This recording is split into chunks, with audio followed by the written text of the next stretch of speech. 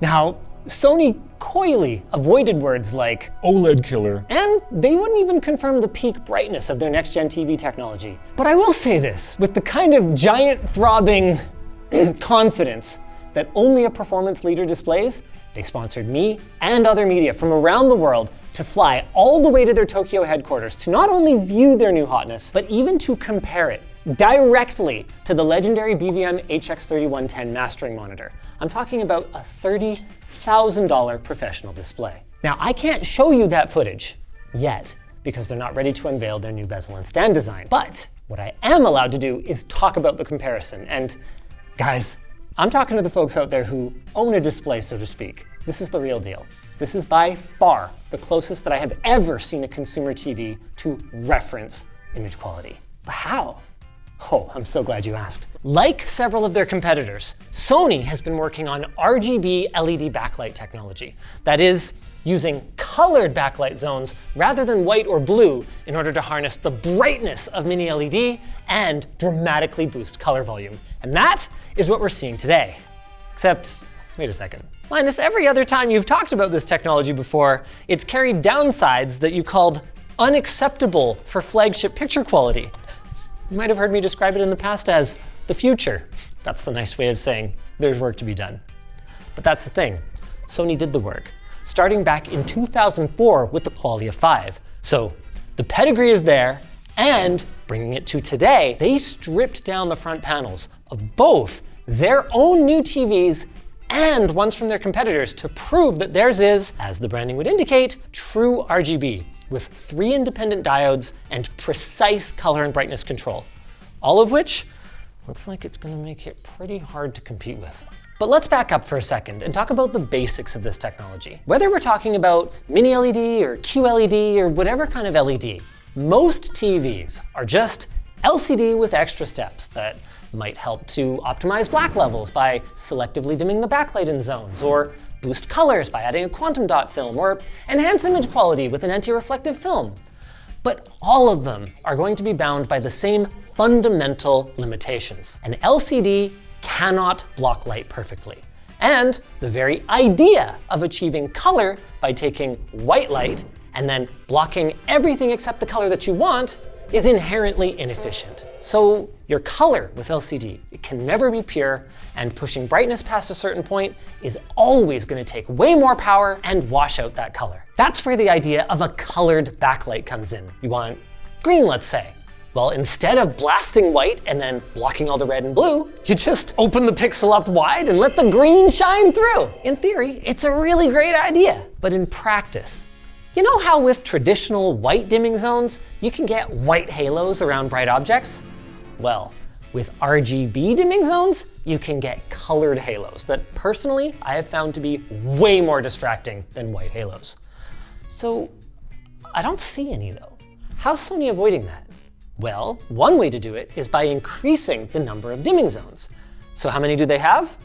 Well, Sony carefully avoided getting into the specifics, but also pointed out that since the displays are torn down, it's pretty easy to count them.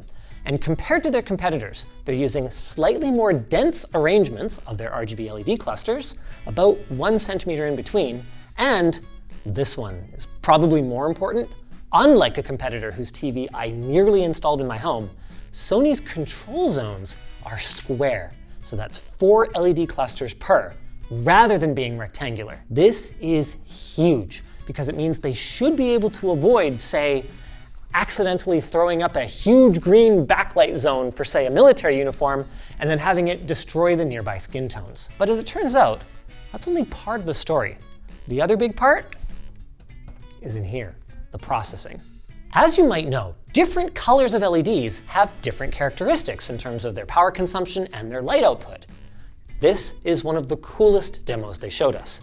They had a 4,000 nit sunrise just peeking over the horizon. Strong hint, by the way, about the peak brightness of the upcoming flagship TV in the spring. And gave us a look at the thermal monitoring that's happening behind the scenes that's dynamically tracking hotspots and then tuning in real time both the backlight intensity and color, which with a color backlight, right, is going to change depending on the intensity, as well as panel compensation in order to maintain accurate color if they have to turn down one of the higher energy channels, for instance. I just about crapped my pants when I realized exactly what I was being shown.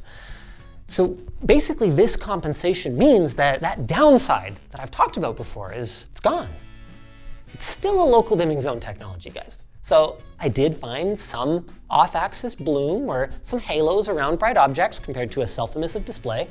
But guys, in the sweet spot, which you can see a lot of it yourselves through the camera, it is damn near perfect. Even in a freeze frame, right next to the BVM series mastering monitor, I was really struggling to find image quality differences in many scenes. I'm talking bright scenes that take advantage of that 4,000 nits peak that we're not confirming, and even dim scenes.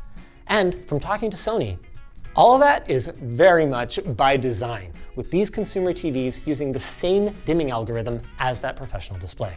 Another benefit of Sony's approach is that by simply allowing the colored backlight through, there's much less color shift when you're viewing it off axis. Now, I'd have to see it next to an OLED before I could call this industry leading, but to say that it crushed the other flagship RGB backlit LCDs that Sony had for competition, that would be an understatement. When Sony's engineers tore apart their competitors' products, they actually discovered that there were situations where some RGB backlit models had RGB LEDs on them, but they were falling back to a white-only mode that, sure, improved color halos like the ones that I complained about, but gave up the benefits of RGB backlighting. I wish I could show you that because it was a jaw-dropping demo. Like, it would be test pattern, and it would have an RGB backlight, and then they would change it up a little bit, or they'd put real content on it, and the whole backlight turns white and starts behaving like a traditional backlight. This seems to be down to processing, since the physical hardware of the colored LEDs is obviously there, but that's just my best guess from hearing other brands talk about the challenges that they face. And it's worth noting that I and Sony don't know for sure how this is going to compare to upcoming models from those other brands. They seem confident that one more year in the oven won't be enough for others to close the gap, but only time will tell. In fairness to them though, no other company seems likely to roll the same 3x22-bit processing, and no one else is lens to living room, as Sony puts it, with completely unfettered access to experts all the way from studio filmmakers to colorists to their own imaging and professional display engineers. Fair enough, Sony, since it seems to have resulted in a package that looks very, very hard to compete with. If you guys enjoyed this video, why not check out the last time we compared a mastering monitor to a consumer display? It might give you some appreciation for this being close being a pretty big deal.